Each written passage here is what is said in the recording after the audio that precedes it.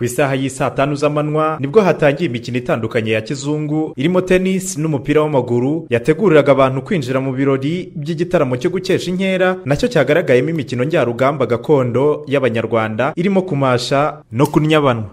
Nyuma yo gusura no gusobanurirwa ibice bigize urugo rw'umwami ruzwi nko mu Rukari, abitabiriye ibi birori banamurikiwe inyambo ndetse abana bahabwa amata y'inyambo. Ibi byose ngo ni bimwe mu byiza byinshi inzu ndangamurage z'u Rwanda zibitse nyamara bitahabwaga agaciro mu bihe byashize, kandi ari imwe mu nzira z'iterambere ry'abanyagihugu binyuze mu bikorwa bikurura ubukerarugendo no guha imirimo abanyarwanda, ngo akaba ariyo mpamvu bikwiye guhabwa agaciro bikwiye nk'uko Mulisa Alphonse umuyobozi mukuru w'ikigo cy'ingoro z'igihugu z'umurage w'u Rwanda abivuga. Akoresha ibyahozeho byari byarabujijwe abanyarwanda. Aha mu Rukari muzi ko hari Nyabisindu no kuhavanaho Nyanza bakahita Nyabisindu kwari kugira ngo hebagirane. Urumva urarembura amateka y'abanyarwanda. Amateka y'abanyarwanda haradufasha kumenya imibereho yacu. Utazi yava ntamenya ni yajya. Ntawe ashobora kuvuga ko ari mu Rukari. Hitwaga Nyabisindu. Kuki bahitaga Nyabisindu? Kuko bashakaga ya mateka agabanya abanyarwanda.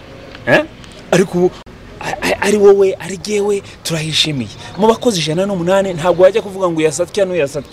Twese turiteza imbere. Tugera igihe rero cyo gukoresha amateka gushakisha amafaranga. Abaturage bari bitabiriye iki gitaramo nabo bemeza ko umuco nyarwanda ari umuco wareshya buri wese, akaba ariyo mpamvu bumva bakwiye gushishikariza urubyiruko gukura ari ubucengera kugira ngo ruzamenye amateka y'abasokuruza babo. Ibintu byanshimishije harimo zira nyambo nabonye, harimo guha abana amata, harimo gukubitana zira nkoni, harimo kurasa, ibi byose gukingana inkoni byose wari umuco wa kera, bitugaragariza bikatumenyesha ibyahozeho kera. Noneho rero abana n'abazana bagomba kuza bagakurikirana umuco ku Gicumbi, nabo bakazabiraga aho bazabyara. Nabonye byinshi bishimishije ntigeze mbona, wenda nagiye nasoma mu bitabo, ariko uko umuntu yagendaga areba birashimishije, nta hantu bihuriye n'iby'amahanga.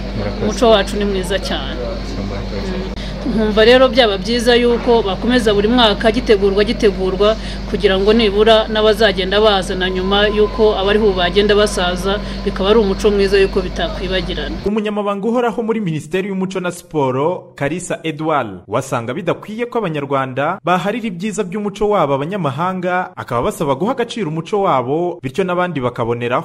Rero icyo nashishikariza abanyarwanda no kugira ngo umuco wacu tuha agaciro kuko kandi uragakwiye. Nta kuntu dushobora kuvuga yuko tuzategereza abanyamahanga natwe ubwacu tutawuhaye agaciro. Tugomba kubanza kuwuha agaciro n'abandi bakawubonamo agaciro, hanyuma n'aya mafaranga ukayabyara. Ariko na mbere ngira ngo icy'ingenzi ni ukubanza no kuwusigasira kugira ngo tubere umusingi w'ibyo dukora byose. Naho guverineri w'intara y'Amajyepfo Munyantwara Alphonse wasanga kwitabira ibitaramo nk'ibi no gusura inzu ndangamurage bigaragaza urukundo rw'igihugu rugomba kuranga buri munyarwanda, akaba nasaba abanyarwanda kubyaza umusaruro aya mahirwe bafite kugira ngo dushishikarize abanyamahanga, ariko cyane tuvuga n'abanyarwanda, kubera ko usanga gusura ibyiza nyaburanga mu gihugu ntabwo turagera ku rwego rushimishije ku banyarwanda twebwe ubwacu. Tukumva rero mu rwego rwo gukunda igihugu dukwiye no gusura ibyiza bigitatse, tukajya hirya no hino, ariko birimo n'urwego rwo kwidagadura, abantu bagatembera bakareba ibyiza bitatse u Rwanda, ariko bikinjiza n'amafaranga bigatanga n'akazi. Nk'uko mwayibonye hari ibikorwa byinshi bihari, ariko turanashaka ko igihe abantu bamaze no gusura babona n'ibikorwa cyangwa se ibyavuye mu bihangano by'abanyarwanda bagura. Iki gitaramo cyo gukesha inkera cyanabaye umwanya mwiza wo gusangira imbyino n'inanga byiza bya gakondo, ari nako abakitabiriye bifurizanyaga gusoza umwaka neza no kuzatangira umushya mu mahoro n'urukundo biranga umuco nyarwanda. Ndayisenga Trésor Pierre Chanel, Televiziyo y'u Rwanda mu karere ka Nyanza.